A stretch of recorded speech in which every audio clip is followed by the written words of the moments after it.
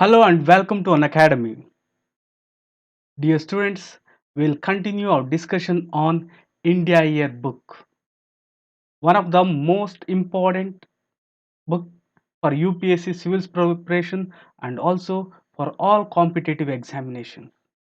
My dear students, as you are aware, India Yearbook will be covering vast and diverse topics from history, geography, environment, climate change, polity, industry, economy, everything is covered, my dear students. It is very important, my dear students, along with India Yearbook and your economic survey and your budget should be the basis for your current affairs. UPSC questions are coming from these things. My dear students, as you are aware, we are in the process of completing India Yearbook line by line to begin with first. Afterwards, I'll come up with a shorter or abridged version where I will be covering the entire India Yearbook, possibly like in 20 to 30 hours, like max. That is the thing, because it's too vast. In the fit of making the things very simple or abridged, we can't skip some of the important thing. See, for example, it's about like 900 pages or so. How can we make it very short? For that, my dear students, this A to Z India Yearbook will be helpful for all those students who are preparing for 2021, 22, and 23. My dear students, don't wait till the yearbook is released. As you are aware, there are very important things which won't change. I have been reading for the past 15 years or so, since 2016, and I have been teaching. I have written books on this. I know what will change and what won't. My dear students, what I teach will be authentic than your India Yearbook, because in your India Yearbook will be updated only till September, at the maximum December 2020. But I'll be visiting the website. The website address they themselves are given before I teach. So by that way, minimum 3 to 6 months we will be ahead of the things. Having said that, dear students, today we'll start with a very new and also important chapter, law and justice. My dear student, this the scope of this chapter is very vast and it is one of the most important chapters, my dear students. Here you will be having topics related to security, topics related to your high court, topics related to your election commission, and also reservation for SC STs, personal law, legal system, everything is covered, my dear students, here. So we have completed polity. Afterwards, as a logical sequence, after completing polity, we are into law and justice. My dear students, as you are aware, these are the chapters which we will be studying. We have already completed land and people, national symbols, and polity in depth. And now we are into law and justice, the chapter number 20. My dear students, here these are the 9 headings. As I told you, India Yearbook, in the India Yearbook, heading and subheading are not conspicuous. So I have taken the pen, I have gone through all the things. These are the 9 headings under which all the topics form. Indian legal system, judiciary, legal affairs, enforcement agencies, civil defense, fire service, personal law, election laws and electoral reforms, reservation of seats for SC and ST. These are the 9 important headings. Under this heading, my dear students, we'll be discussing what are the subheadings which are there in this new Indian legal system. In that we have got 2 subheadings, that is source of law and enactment of law. In second topic, judiciary, we have got things about Supreme Court, High Court, jurisdiction and seat of High Courts, power of Supreme Court and High Court, subordinate courts, national mission for justice delivery and legal reforms, judicial infrastructure, e-court integrated mission mode project, and access to justice for marginalized. My dear students, here please go to the website of and download the constitution. Download the constitution. It is been updated till December 7th. It is freely available. Please download it, my dear students. Go to Department of Legal Affairs. There it is freely available. Please download that. Excuse me.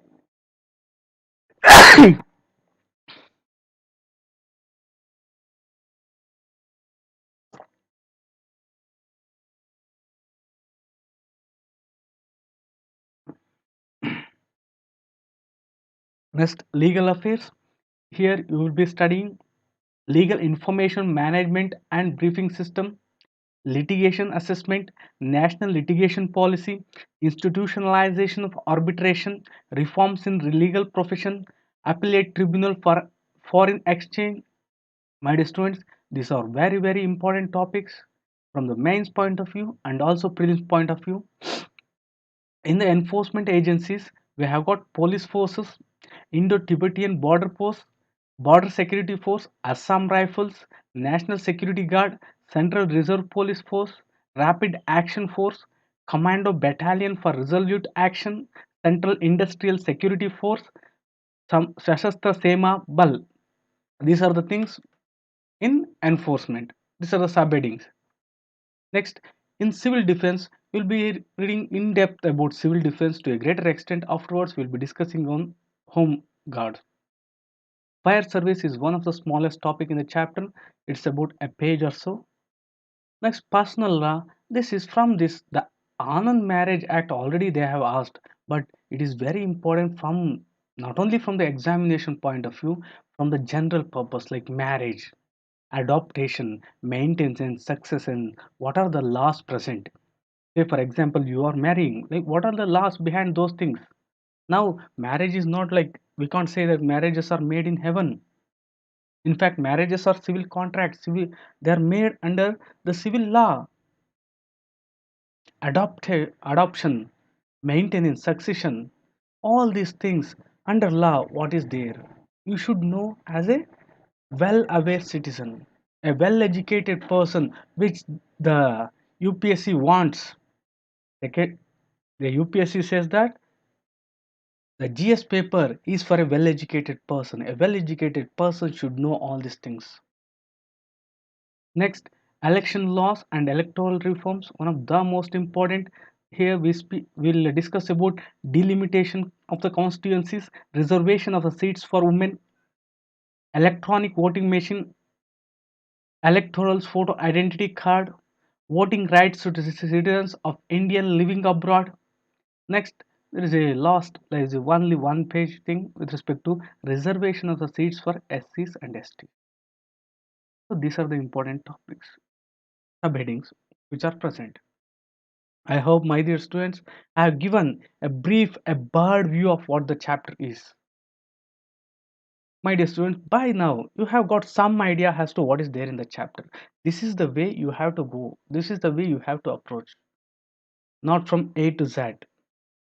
Having said that, my dear students, I welcome you all to Unacademy and I request you all to get a subscription because, my dear students, Unacademy is the best online platform, my dear students. I have worked in more than 50 institutions in them, but they were, in fact, offline institutions. As for my knowledge, Unacademy is the best online platform. If you get a subscription, you'll be having access to structured courses. What are the structured courses? The structured courses are those which are prepared keeping view of the syllabus, the previous year questions. These are prepared by top educators like me. And this course, this structured course is will be in the form of daily live classes. Live classes will be supplemented by live test series because we at an academy we have made a policy that we are keeping all the things live so that a student can interact with a teacher. get it doubts clarified. They can engage in a discussion. See, in an online platform, this is one of the best method in fact. Otherwise, it won't be, it will be like one-sided thing. And all these things, my dear students, daily live classes and also live test series, they will be recorded afterwards, after the live classes. And they will be available for unlimited access, my dear students.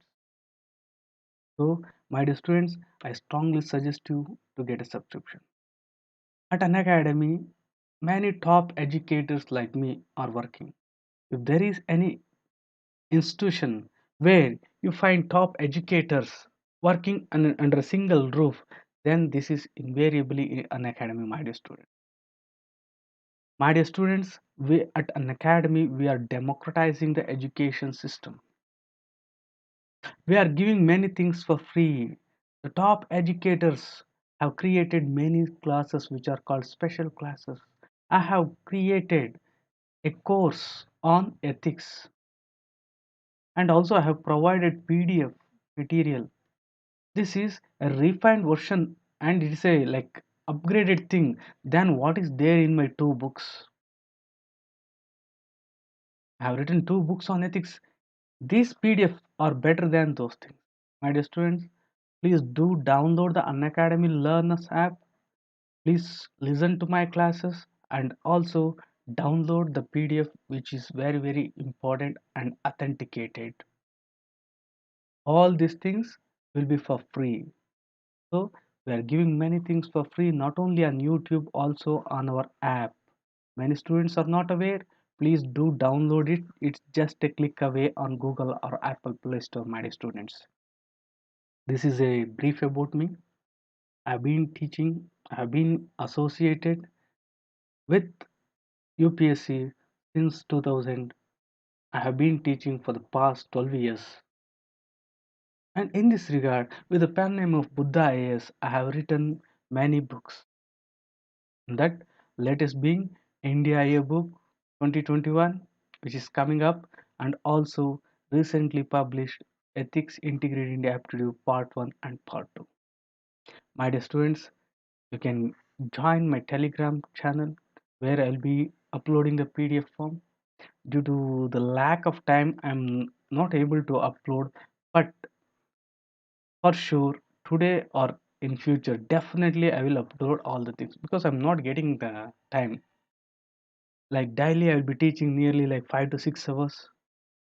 So I hardly find any time 5 to 6 hours between that some break. Afterwards, I have to just brush up the things. I have to prepare PDF and I have to like PPTs. It takes like even if though I'm working like around like 15 hours, I'm not getting time, but I make sure that I will upload the things. My dear students, we at an academy we have prepared a course which comprehensively covers the syllabus from history, geography, polity, environment, ecology, climate change. And my dear students, as I told you, we are giving many things for free, but we have got something extra plus than free, that is in the form of structured courses, unlimited access. All these things you'll be getting 10% discount with my promo code Buddha10. My dear students, go for plus subscription. With my promo code, you will be getting 64,000 for 2 years. You will be getting 64,800. And iconic subscription here, other than plus, you will be having an individual mentor, personal mentor who will be assisting you. There will be evaluation of your question paper, answer papers on a regular basis. Here too, for 2 years, with my promo code Buddha, you will be getting 10% discount. It will be 1,04,000, my dear students. We have come up with brand new batches for 6 months, 1 year, 2 year, and also we have come up with NCRT batch. My dear students, we are giving choice to you. We have got English, we have got Hindi, and we have got also bilingual in all the cases. So if you are thinking of joining, an academy is the best place. Please do join. We have come up with a combo pack where you will be having both optional and also your GS. If you take 3 years subscription, you will be getting nearly 40% discount, my dear students. So please do take this one so that you will be getting nearly 40% discount. My dear students, let us begin our class. India Yearbook. This is your educator Raghu with you. Here today I'll be starting with enforcement agencies. This is one of the important area from security point of view in your mains, and also from the prelims point of view. Questions do have come. Questions have come from this area. So my dear students, please don't ignore the things. Here this is one of the most important, but it is bit difficult. This is the enforcement agencies is the only topic which is little easy.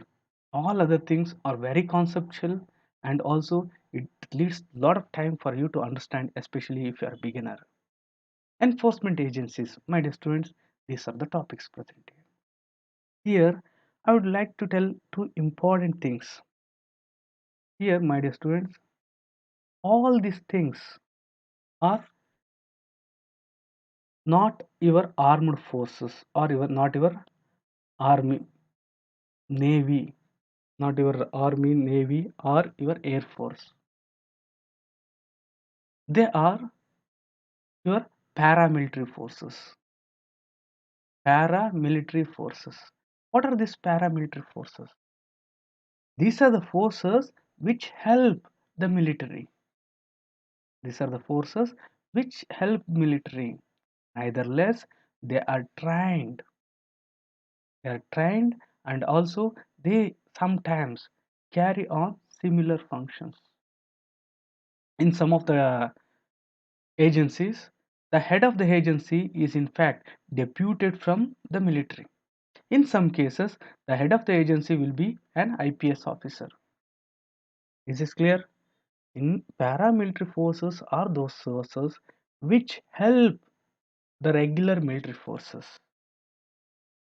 And also, generally, during the war time or during emergency, these paramilitary forces come under the army and they work under the army. Otherwise, they are separate from the army. They are there to help the army, supporting the army.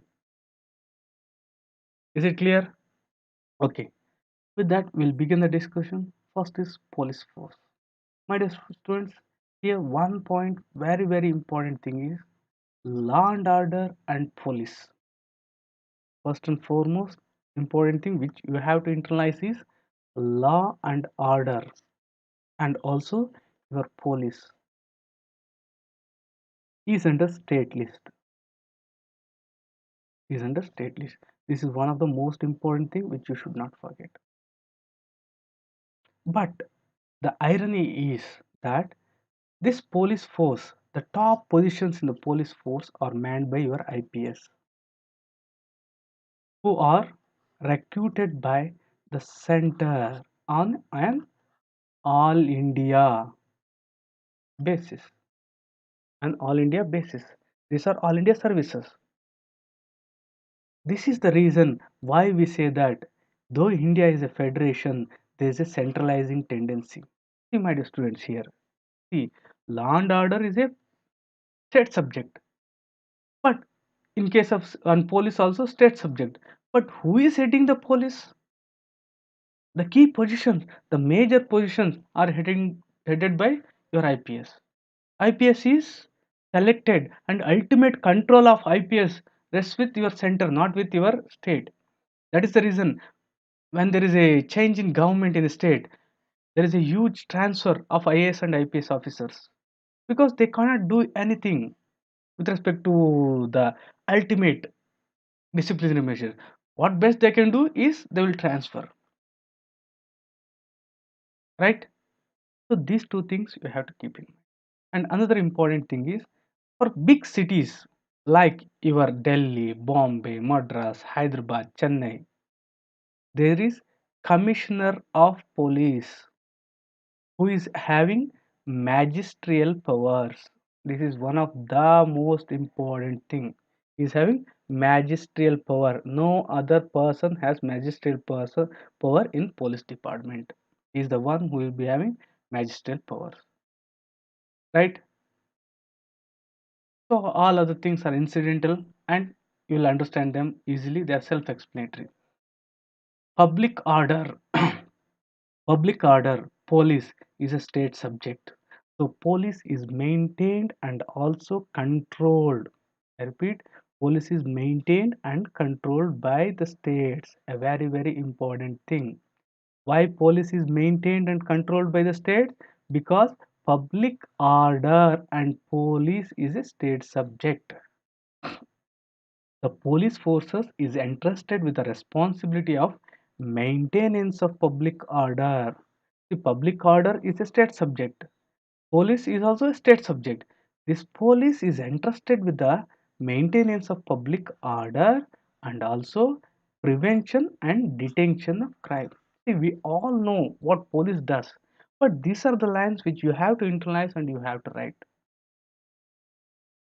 So police is a state subject along with public order. Police forces are entrusted with the responsibility of maintenance of public order and also prevention and detection of the crimes. Is this clear? Any doubt with respect to these things? Okay. On the other hand, your army, all these things, they are not state subjects. Then police forces have many branches, and at the state they maintain many branches with respect within the police.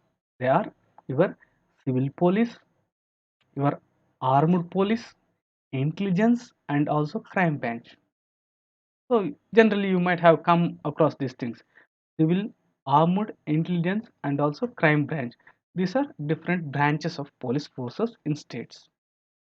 Commission of Police. Police set up in big cities like Delhi, Kolkata, Mumbai, Bangalore, Hyderabad, Nagpur, etc. is directly under under a commissioner of police who enjoys magisterial powers. Very important. And all the senior posts in the state are manned by IPS, Indian Police Service, who are recruited on all India basis by the center. The ultimate controlling authority with respect to your IAS, IPS, all these things stays at the center, not the state. My dear students, a very important thing here I would like to mention. See, what is the difference between all India services? There are three all India services: your IAS, IPS, and your Indian Forest Service. What is the difference between these services and other services? What are called IAA, All India Services? Many students they don't have idea about these things. My dear students, there are in a federal system we have got center and state. We have got center and state, center and state. See, these two are having their own spheres. They are independent of each other with respect to the central list and the state list. State list in the on the state list, the state has the powers. On the central list, center is having the powers. This is your center and this is your state. Center has some services under it. They are known as your central services. And also state has some services under it. They are known as your state services. And there are some services which are common to both center and the state. These are your all India services. These are your all India services. These services are common to your center and state.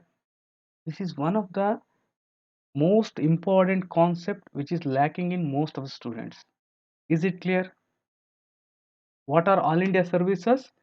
The one line what you have to say is these are the services which are common to both center and the state. The immediate control rests with the states, but the ultimate control rests with the center. That's secondary. But this thing you have to be clear. Your all India services are those services which are common to both center and state. Your Indian Railway Service, Income Tax Service. So these are the central services. The state also has its own services, but they're different. But there are some services which are common to both. That is your all India services. Any doubt with respect to these things? Okay. Along with the things which we have discussed, your central government also, see, you said that, sir, what is this? You said that police is police is a state subject. Then now you are saying that central government also has some police forces. Central government police forces. My dear students, here we have got central police services like your intelligence bureau, your central bureau of investigation, institution for training of police officers, forensic science institutions. These are there to assist the states. These are there to assist the states in gathering intelligence, in maintaining law and order, in investigating special crime cases, and in improving the training, in providing training to the senior police officers of the state. Right? Any doubt with respect to these things? So, these are the most important things. Why? These are the things which are involved in all these things. These are the things which are in a way they are helping the state police, which are the central police forces, your intelligence bureau, CBI, and the institutions for training the police forces and the forensic institutions. These are there to assist the states, my dear students. Moving forward, next important is your Indo-Tibetan border force. So, how to internalize the things? Where is Tibet? Tibet is north of your Himalayas. So, a force which is guarding our Indo-China border is known as Indo-Tibetan border force. This was in fact formed after the Chinese aggression. These people are very good in mountaineering and also kiting. They are very well trained to shoot the mountains. Is this clear? This is the gist about the thing. My dear students, Indo-Tibetan border force was raised in the wake of Chinese aggression in 1962. Before that, we were not having Indo-Tibetan border force (ITBT). It was just, to begin with, it was just 4 battalions under an integrated, very important guerrilla come intelligence come fighting forces. On the way under, like during the Chinese aggression, this was formed, this was created. It was a guerrilla force, means not like direct fighting, guerrilla, like Shivaji Maharaj, the tactics of Shivaji Maharaj, intelligence gathering, and also it is a fighting force, means all in one, self-contained in supplies, communication, and intelligence collection. Means self-contained means self-sufficient, means it is not dependent on anyone. Self-contained person means is not dependent on any individual. Self-contained means they can work on their own with respect to supplies, communication, and intelligence collection. Here, in all these things, we'll be often using the term a battalion. What is battalion? It is a very generic term. It changes from country to country. Typically, a battalion consists of 300 to 1,000 soldiers, and it is divided into number of companies. So, companies is a lower one, and battalion is a higher one next in the hierarchy. A battalion is typically commanded by a lieutenant colonel. So, battalion generally consists of some 300 to 1,000 soldiers. It is a military unit, right? So, in the wake of Chinese aggression, there was a force formed which was like all in one and also self contained on its own, guerrilla, intelligence, and fighting, everything present there. That is your Indo Tibetan border force. Today, it has evolved into a conventional border guarding force. Conventional, because that was to meet that contingency.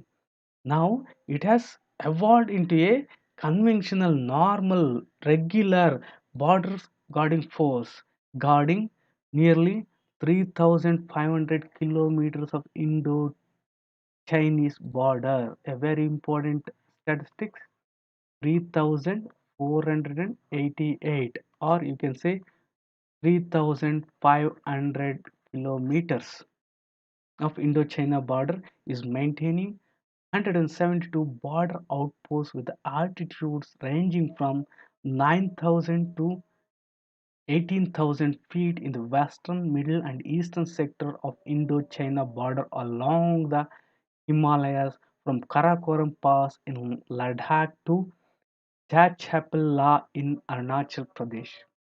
So, my dear students, this is not important for you, but especially this number of posts, all these things are not important.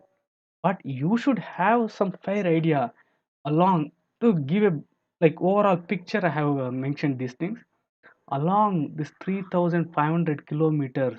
There are nearly like 172 border posts, 73, and they are varying in the altitudes from 9,000 to 18,000 feet. And also this is from the Karakoram Pass. Where is Karakoram Pass? It's in your Ladakh. And also Chapla in Arunachal Pradesh. This is very very important because Karakoram Samu you can easily answer those things. Thus Chapla in Arunachal Pradesh, very important. And also since they are well versed in mountaineering, all these things, 8 battalion of your ITBP Indo-Tibetan Border Police Force are being employed in Chhattisgarh, the most affected areas. The force operates through 5 frontline headquarters with a total of nearly 90,000. So, in Indo-Tibetan Border Force, we have got nearly 90,000 people working. Headquarter is in New Delhi. Most of this paramilitary forces headquarter is in New Delhi, except few like which are present in your Shillong when you go for Assam Rifle. That is one of the some peculiar and different things there. Is it clear? So, who is working along the Indo-China border? That is your Indo-Tibetan Border Force. And a very important thing is Jachapla in Arunachal Pradesh. That is an important pass. ITBP is basically a mountain trained force, and most of the officers and men are professionally trained in mountaineering and skiers. Skiers means these people like sky means a flat surface which we use below our feet while going on ice. See here, they have scaled many mountains around the world, including the Mount Everest.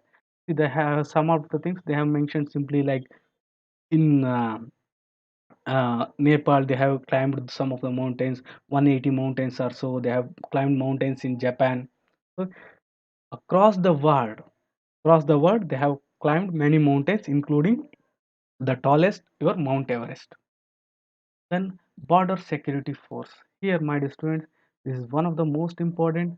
See here, with respect to your China, Indo-Tibetan, then your BSF, Border Security Force. Here, India's first line of defense, safeguarding Indo-Pakistan and Indo-Bangladesh borders since 1965. See here, one thing what you have to internalize is, see the lackiness in our security system. This also you have to mention in your answers. Indo-Tibetan ITBPS, Indo-Tibetan Border Force, was formed in after Chinese aggression of 1962. See, this also was formed after the war with Pakistan 1965. And also you might have noticed that it is with Pakistan and also Bangladesh, because at that point of time this was like Western Pakistan and Eastern Pakistan. They were together. So what was the arrangement then was the respective polices they used to manage the border. The respective polices, say for example West Bengal used to manage the border. Are you getting me? Gujarat used to. After that war, they came with your border security force. These are the things with respect to two Pakistans previously. Now one is Bangladesh. International borders of India with Pakistan, both east and west, were were being means previously were being manned by the respective state police forces till Indo-Pak war. But after that, we we noticed a lot of lacunae. So after that, Border Security Force was raised in 1965 with the strength of 25 battalion. The sanction strength of BSF is about 2.5 lakh. So 2.5 lakh strength. I tried to find the latest thing. It was not available, and in your India Yearbook also there is the same strength given. Okay, headquarters is in Delhi, and also a very important thing which is not provided in India Yearbook, which I took from the website. KF Rustumji. KF Rustumji was the first chief and also founding father of BSF, and all the people who work in BSF give a very high respect for Rustumji. And at present, Rakesh Asthana IPS is the current Director General of BSF. Clear? So see here, it's not a army, it's IPS person who is manning. But in some cases, at the top, there will be armed person who will be having the holding the post, who have come for who have come on deputation, my dear students. BSF's role during peacetime and also during wartime. This is the most important thing. And if there is one thing which has one force which has been dealt in depth in the India book is BSF. So during the peacetime, the work are entirely different, and during wartime, their main work is with respect to supporting the army.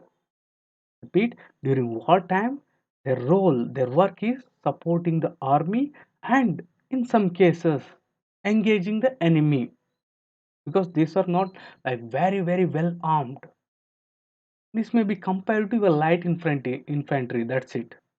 Army means it's a different thing.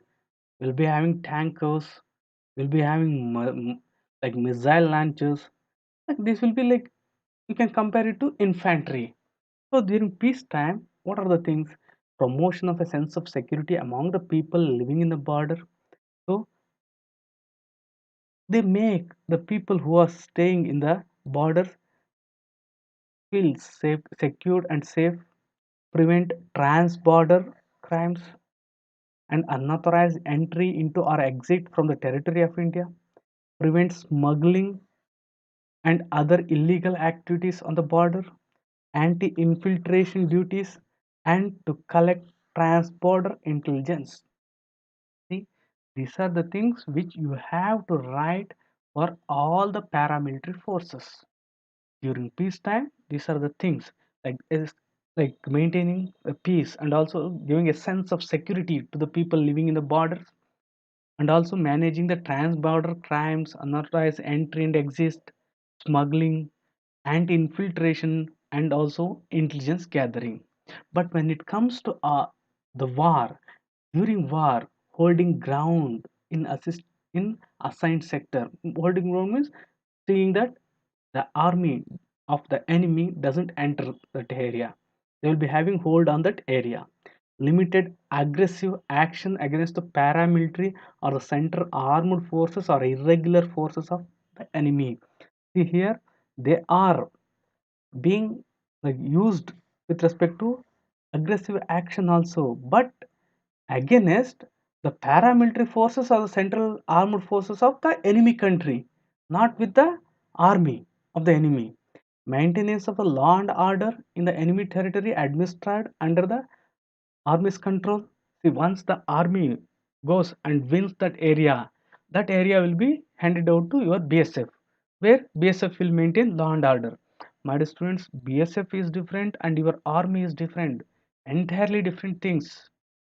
One of the things is it's very heavily equipped and guarding the prisoners of the war camps and also acting as guides to army in the border areas, because borders are managed and maintained by your BSF. They will be knowing a lot of the ideas like where to go, where not to go. So they will be acting as guide.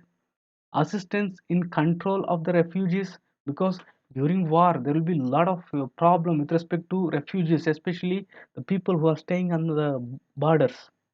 They will be in confusion as to where to go. Then provision of sectors they have given, but when I like checked out in the net, in the site, it is escort. Provision of giving escort, not sectors. In India Yearbook they have mentioned sectors. So provision of escorts, they will be escorting the things. Special tasks connected with intelligence, including raids. Raids also are done during the wartime by BSF. My dear students, then you'll, is there any doubt with respect to these things? If you have any doubt, please let me know.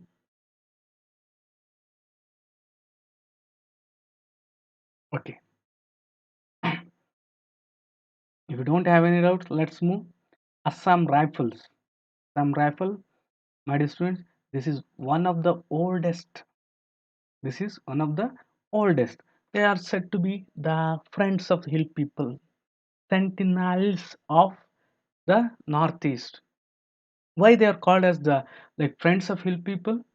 Because when during the British rule, the alluvial tract of Assam, one of the most fertile areas where the people used to grow, and also Britishers also had many interests, were frequently used to be raided by the very hostile tribes.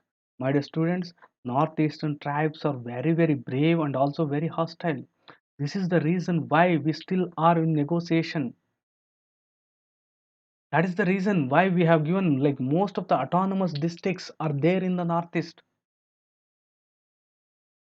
There in those autonomous districts, the laws which are based on the customs, traditions are still prevailing. Are you getting, my dear students? Your like fifth schedule, sixth schedule areas.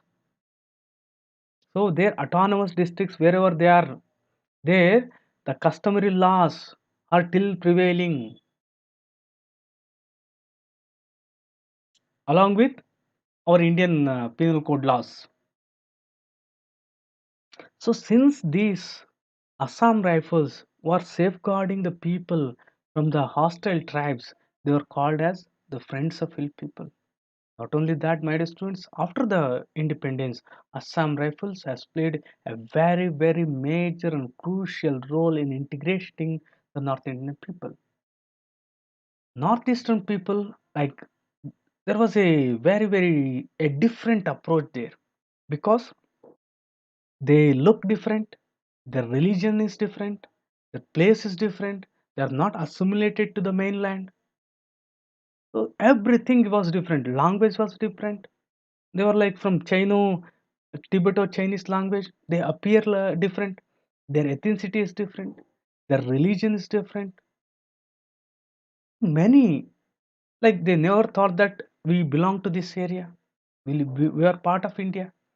In that regard, Assam Rifle played a very important role. My dear students, not only Assam Rifles, the All India services and the persons who are there in the All India services, they are the people who are responsible for maintaining majority of the northeastern regions, especially your Nagaland, Manipur, Mizoram, all these things. Because there, government of India means at some times only this All India services. These were the people who fought for us. These are the people who made the Northeast India part of India, my dear student. In this, Assam Rifles work is commendable. They are called, this is the gist, the first slide which I will be showing will be the gist of the entire thing. The Assam Rifles called the Sentinel of the Northeast. Sentinels means those who guard or like who keep a watch. So they are called the Sentinel of the Northeast. Friends of the Hill People. Why I have explained you. It has headquarters at Shillong, and the force is completely deployed in the northeast. A very important thing. So Assam Rifle is completely deployed in northeast for guarding of Indo-Myanmar border spreading over 1631 kilometers. Very important. See how long the things are. 1631 kilometer. With respect to China, it is your 3500 kilometers. Like almost half of that. It functions under the Ministry of Home Affairs. A very important thing. Not that important. Nearly like 60 to 70,000 personnel work in Assam Rifles. Right? Any doubt with respect to these things? Assam Rifles rised. Assam Rifles rised as charter levy in 1835. So very important thing. Catcher levy, CATCHER 1835. A very important thing because this is one of the oldest central paramilitary force, one of the oldest in 1835. 1835, the force were raised primarily to guard the alluvial plains of the Assam from the wild and unruly tribes inhabiting the surrounding hill tracts. This earliest embodied unit evolved eventually into your Assam Rifles. And gradually, more and more units were raised and employed for established posts in interior and thus acted as a strong arm of civil administration in extending the authority of the British over a period of time. Then not only like previously when there was rise, they were raised to guard the alluvial plains.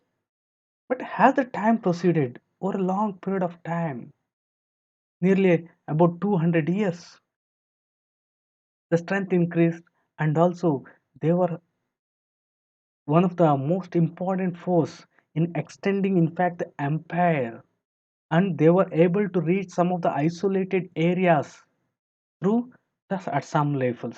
The force also helped in opening up these inaccessible and isolated areas and in undertaking developmental activities, earning many accolades from the administration. Administration admired them a lot.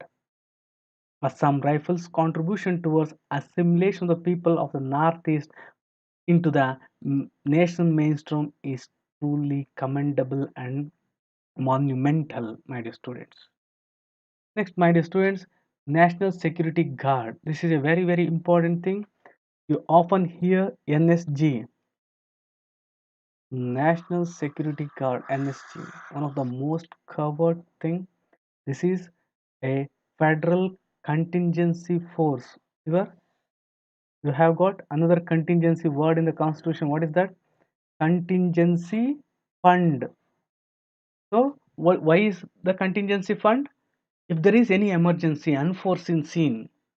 Similarly, federal means central, means federal means belonging to the whole federal structure, the India. Federal contingent force means if there is any emergency, this force will be there. It also works under Ministry of Home Affairs. Very important thing, Ministry of Home Affairs. 53% of the personnel are drawn from the army, and while 47% are armed polices like your BSF, CRPF, ITBP. And my dear students, the most important here is the motto. NSG motto is Sarvatra, Sarvottam and Suraksha.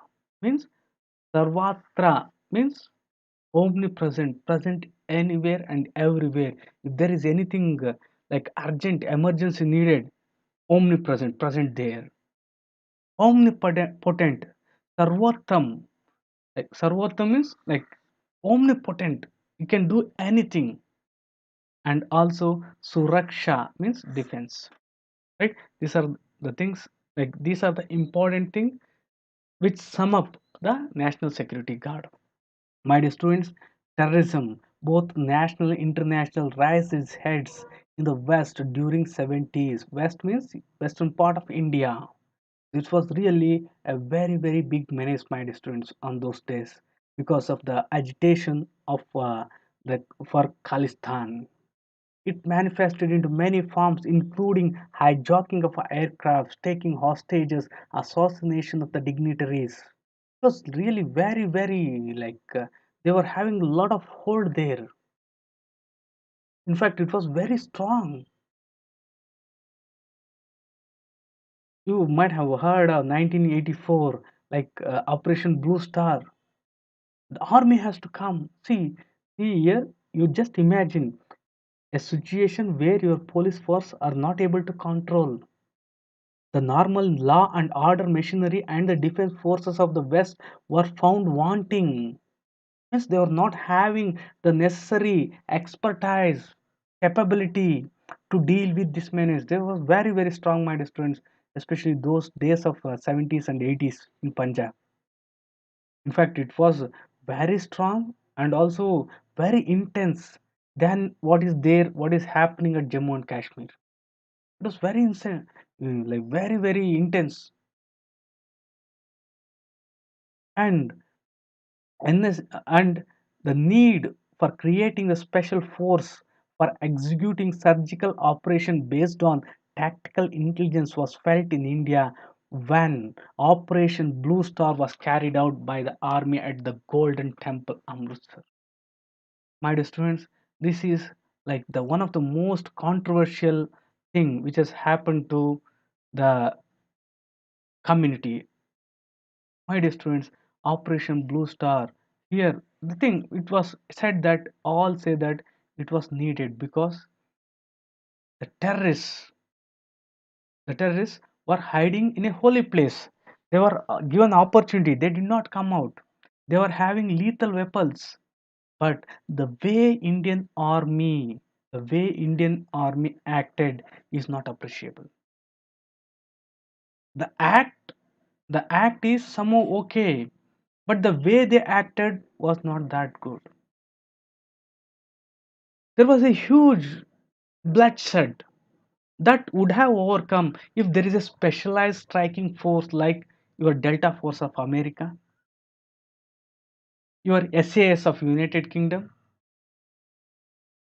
GSG 9 in America. If we had some force like that, the things would have been different, and it would have been like the intensity would have been reduced. Army acting and taking the things in a very bad way was criticized. The act was somehow, it can be like justable, but not the way it acted. The bloodshed which happened, the way they acted would have been in a different, polite, in a different way. It would have been if we had some expertise. So, to overcome that, to have a surgical striking capability based on the intelligence, the NSG was conceptualized and created after studying and analyzing special forces like your SAS in the United Kingdom. Very important, they may ask you SAS, the special force of which country? Your GS already there, GS G9. In mains, you have got 9 papers, including the language. You can remember like that GSG9 in Germany, and GIGN of France, Char at Mal in Israel, and Delta Force of USA. In fact, our national security guard is based on the things which I have underlined in red, based on the special forces of UK and Germany. In the website, they have mentioned this. Next, my dear student, Central Reserve Police Force, CRPF. This is one of the very important force which was formed way back in 1939 at Nimcha as the Crown Representative Force. What is the importance of this Nimcha? It was that like it is in the border, it is in Madhya Pradesh actually, but it is bordering the Rajasthan, Nimcha. So it was formed there in 1939. After independence, it was renamed CRPF. What is the original name? The previous name is Crown Representatives Police. Crown Representative means Crown's like Central Crown's Force, Police Force. And Sardar Vallabhbhai Patel is the person, the then Home Minister, who visualized a multi-dimensional role for it. This is a very, very important slide, my dear students. Here, previously it was the Crown Representative Police. It was named Central Reserve Police Force, and multi-dimensional things were assigned to him. Means many, many important things. Diverse, so diverse, multi-dimensional things were assigned. Say, for example, for your BSF, it's different. Like only one border, something like that. For your CRPF, not like that. They are into like Naxal affected areas, they are into flood affected areas, they are into Jammu and Kashmir, they are into international things, they are into army also. In many cases, they were are like they almost acted equally with army. My dear students, it is the only central armed police force in the country which has three Mahila battalion, means women battalion. A very important thing which may be asked, and also you can mention this, and you can give like you have to come up with Mahila women battalions in other police forces also. As of now, your CRPF is the only central armed force in the country which has women battalions. The bulk of the force is deployed in Jammu and Kashmir, left-wing extremist affected estates, and in northeastern state to tackle terrorist and insurgent activities. It also has COBRA unit, which we'll be discussing, especially trained force to fight Naxal menace. We now have two battalions of CRPF designated as disaster management battalions, and they have been located in Pune and Ahmedabad.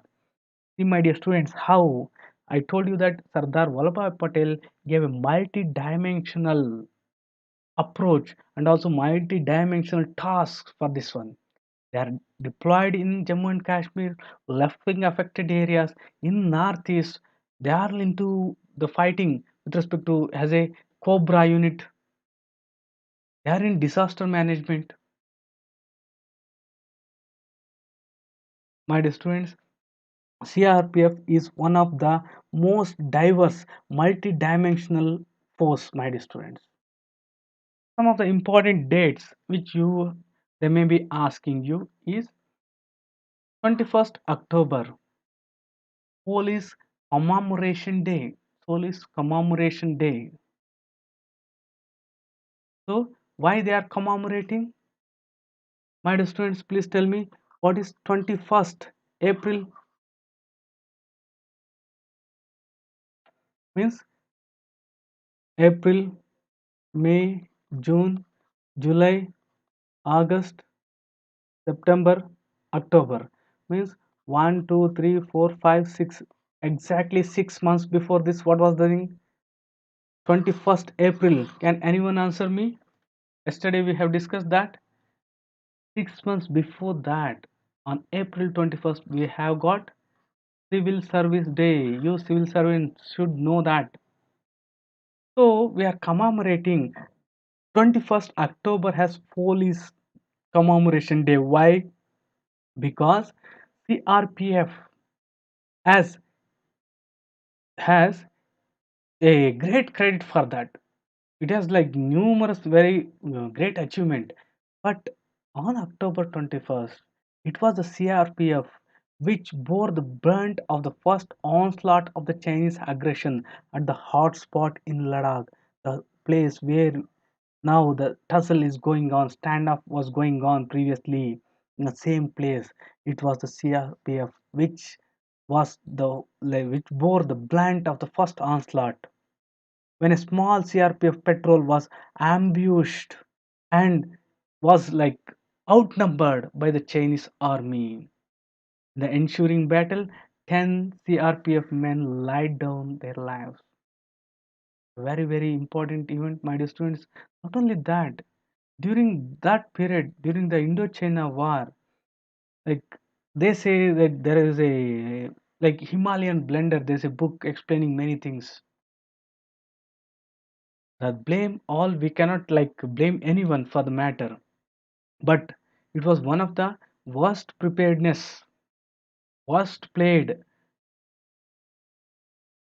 wars where India was like almost like very, very decisively defeated.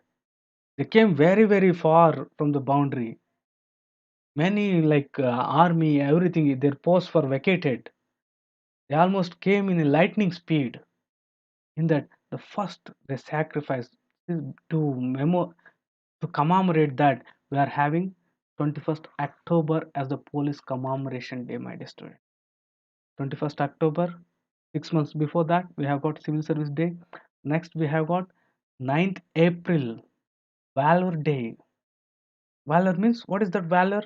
One of the virtues which is mentioned in our ethics means bravery, because this is one of the place where the Central Reserve Police Force means, here, my dear students, they are not armed forces.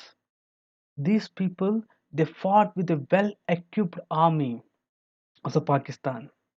The force proved their mettle in 1965 when a small contingent of the 2nd Battalion of CRPF successfully fought and repulsed an attack by the Pakistani brigade on the 9th April at Sardar Post in Gujarat, killing 34 Pakistani soldiers and capturing 4 alive. This was very, very brave thing, my dear student, and never in the history of the military battle have such a handful policemen. These are not army men, these policemen fought back a full-fledged infantry brigade in such a manner. In this incident, 6 valiant CRPF men also laid down their lives. A tribute to the saga of our brave men, 9th April is now celebrated as Valor Day in the Central Reserve Police Force. Right, my dear students, international deployment. It says that in all the India's deployment at the international level, it was your CRPF which was there. CRPF has also been deployed internationally in Kosovo, Haiti, and also Sri Lanka.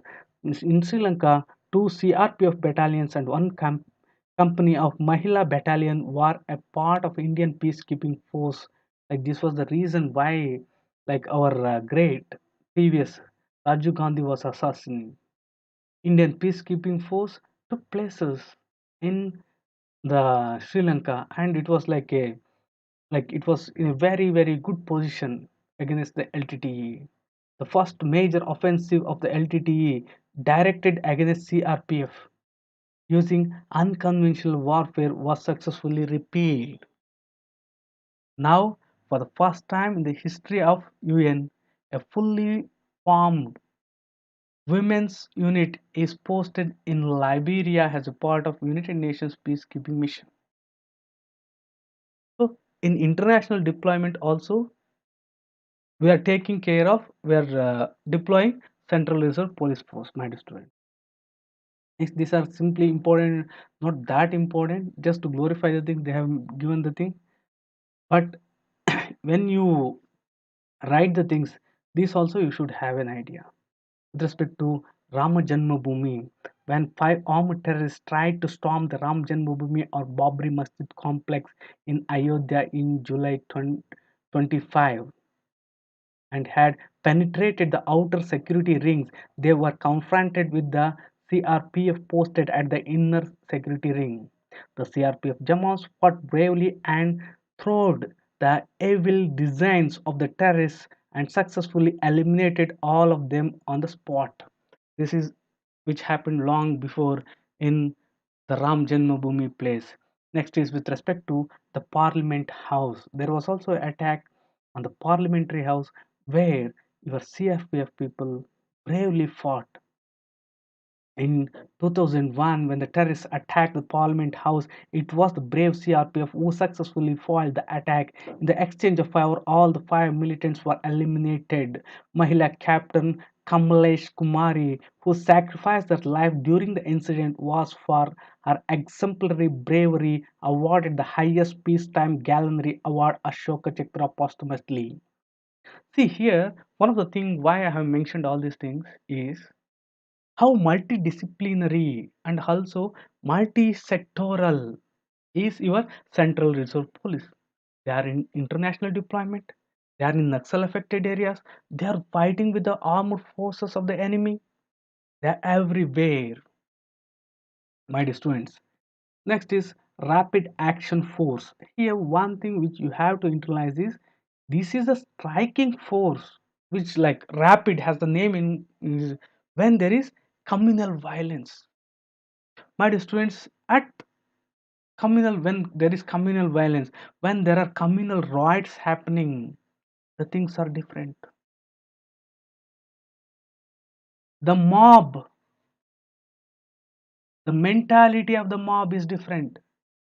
Say for example, an individual staying alone or separately, his mentality, his thinking will be different. When he becomes a part of the mob, what he does and the mob mentality, and when he is a part of mob, his mentality will be different. During those forces, there is a rapid action needed. For this, they have constituted Rapid Action Force. It's a striking force for communal rights and similar situations. This is a very, very important thing. This speaks about the crux of your Rapid Action Force. My dear friends, in 1992, 10 battalions of your CRPF were recognized and converted into 10 battalions of your Rapid Action Force. So, CRPF were converted, 10 battalions were converted into 10 battalions of your Rapid Action Force. The personnel of RAF were trained and equipped to be an effective strike force in the communal riots and similar situations, maybe with respect to ethnical clashes, communal violences, any disturbances, any strike kind of things.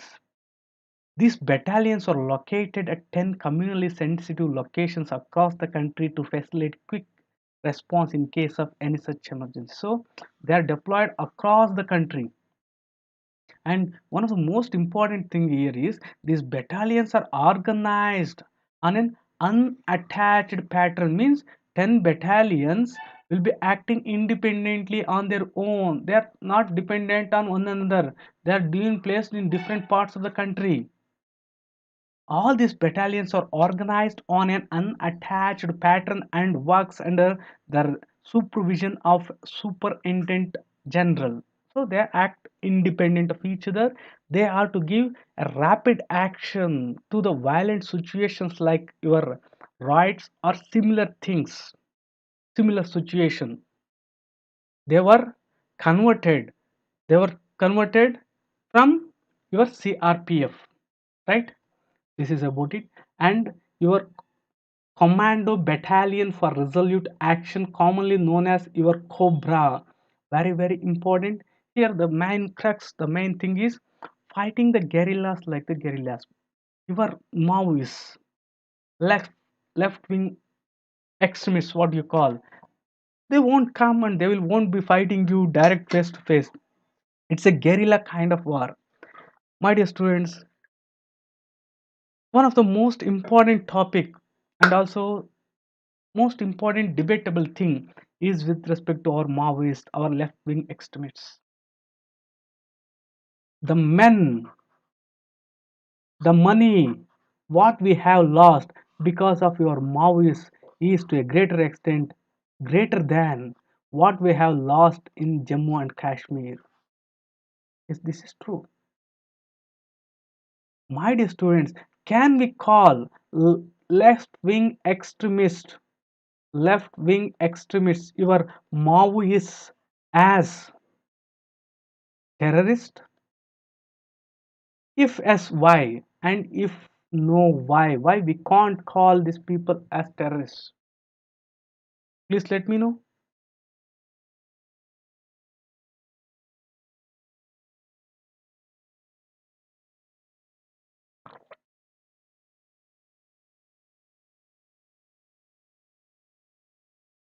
My dear students, we cannot to a greater cost call these people as terrorists, though they might have inflicted great, heavily inflicted a heavy, and we have paid the price for that because they are our brothers, they are our citizens, they are the people of India.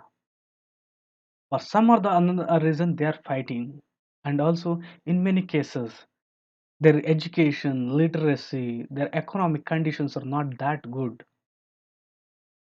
Above all, they are part of India. So our treatment with terrorists should not be the same with our treatment with our brothers. My dear students, for those of you who don't have the situation in Naxal affected areas, especially Chhattisgarh and the interior like borders of your Andhra Pradesh, Orissa, all these things, there are vast areas, my dear students, where there is no administration government of India at all. There are dense forests. There will be like through guerrilla tactics. They will attack and they will go. See, if you want to go to that area, like you can't go. Not only that, you leave about the interlands of the left-wing extremists, where they are everything there. They've maintained such a way that there won't be roads, so that army or your anyone can come. Even if someone is coming, like teacher, your doctor, anyone is coming, they have to take the permission of the Maoists. A very very different situation which we cannot imagine until and unless we are in that. One of the reason is it's not accessible to others, inaccessible areas. So to overcome that, we have formed a new force, that is our COBRA, Commando Battalion for Resolute Action. Fight the guerrillas like the guerrillas. Out of the 10 COBRA battalions, 9 are in your Maoist infected areas, left wing extremist areas, and 1 in your Assam. In order to effectively tackle the Maoists, a very, very difficult thing, my dear students. There you can't have like we can't take army. If we take army, it's a matter of 1 week or 15 days. We can't take army because we cannot use army on our own people. It's like highly like no against it is against the democratic ethos. In order to tackle this noise, the need for a special force capable of striking at the core of one Naxal heartland was felt. With this idea, the COBRA, Commando Battalion for Resolute Action, were raised between 2008 to 2011. The selected personnel are put through specialized training regimen to prepare physically, mentally to survive the rigors of the terrains and inhospitable terrains and fight the guerrillas like a guerrilla. Like this, these people who work in Cobra, like very rough and tough, my student. In Maoist affected areas, it is very very difficult. Forget about the highly affected interland core areas. In the peripheral areas also, in a police station, if there are police people, if they want to go for tea, one or two police never go. They go in groups, 15 to 20, because they are afraid. Yes, my dear students, Central Industrial Security Force, as the name indicate, previously this force was raised Central Industrial Security Force. Previously, this was the force responsible for giving security to the industrial establishments, our PSUs. Our PSUs were given security by Central Industrial Force. But over a period of time, with the globalization, liberalization of economy, your CISF, Central Industrial Security Force, is no longer a PSU centered organization. Very important. Previously, when it was formed, it was a public sector undertaking. They were guarding those things. Maybe your HL, BHL, public sector units. Now it has like broadened the horizon. Now it has become a premium multi-skilled security agency of the country. Now it is a multi-skilled security agency of the country mandated to provide security to major critical infrastructure installments. Very, very important. Now, not only industrial security, now all the infrastructure, major infrastructure installments in our country is given security by your CISF, Central Industrial Security Force, in diverse regions, including the terrorist and Naxal affected areas, my dear student. To elaborate a little, Central Industrial Security Force is providing security covers to see here diverse things. You have to internalize things how diverse. Central Industrial Security Force of 1960s is no more with respect to industry itself. They are giving security cover to atomic power plants, space installations, defense production units, mines, oil fields, refineries, major seaports, heavy engineering steel plants, fertilizer units, airports, hydroelectricity, thermal electricity plants, sensitive government buildings, and even heritage monuments like your Taj Mahal and Red Fort. They are given Central Industrial Security Force. In fact, Central Industrial Security Force is also provided to the private organization. Infosys took that. So it is provided to all.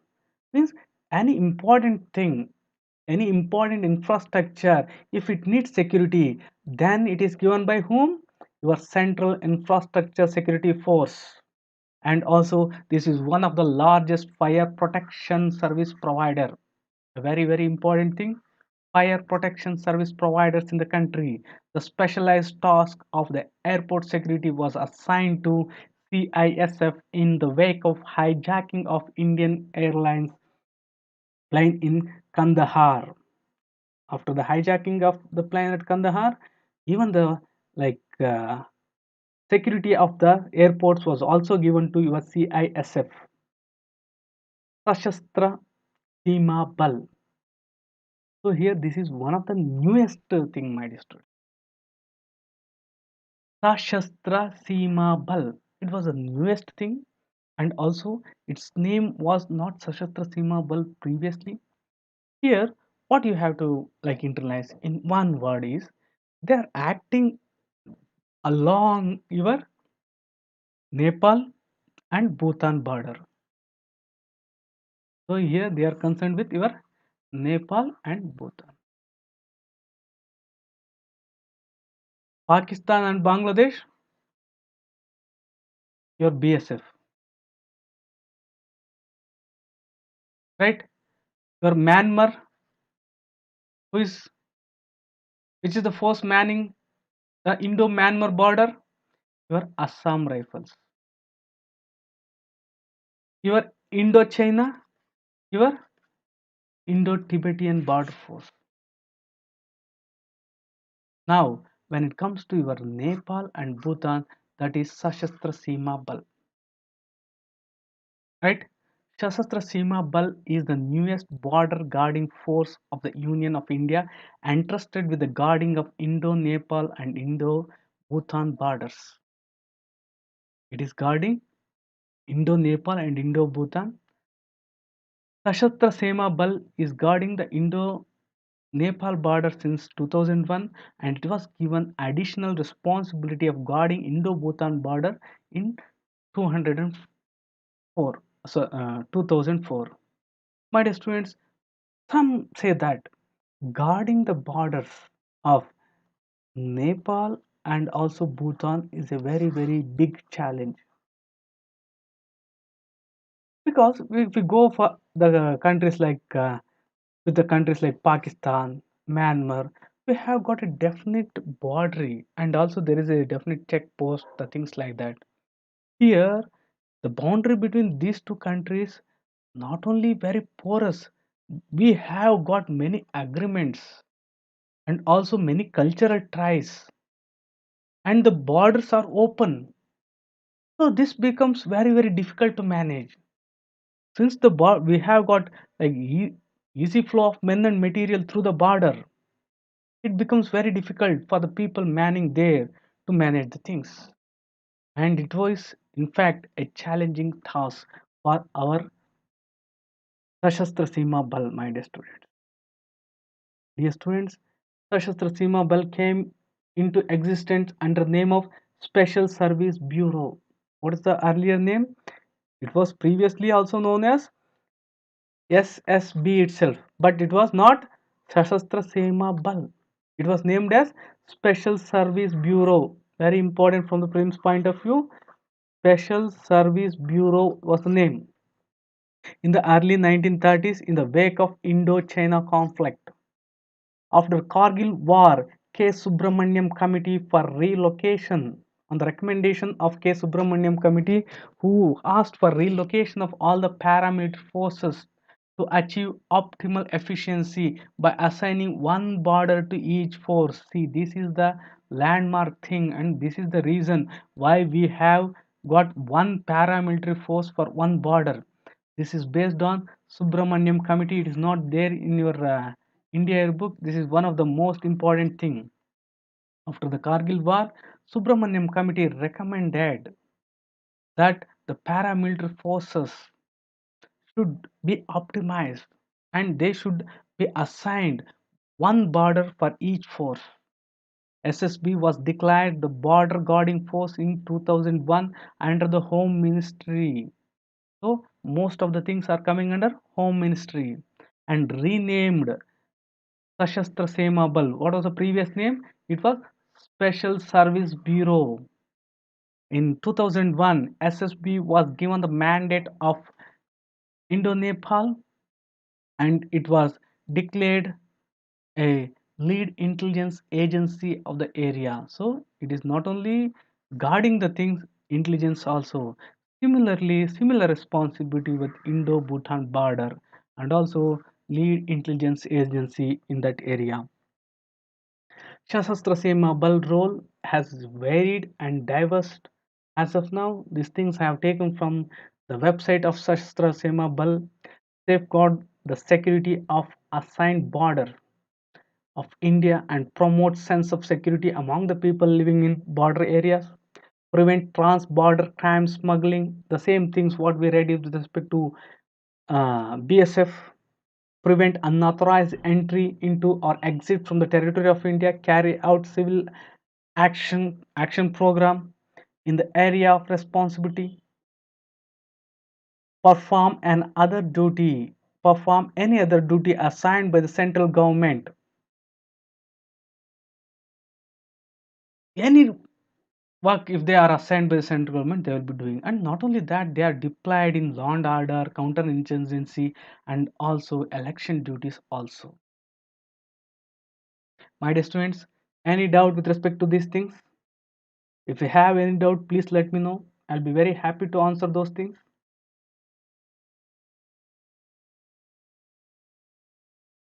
My dear students, next is civil defense. If you have any doubt with respect to the things which we have covered, please let me know.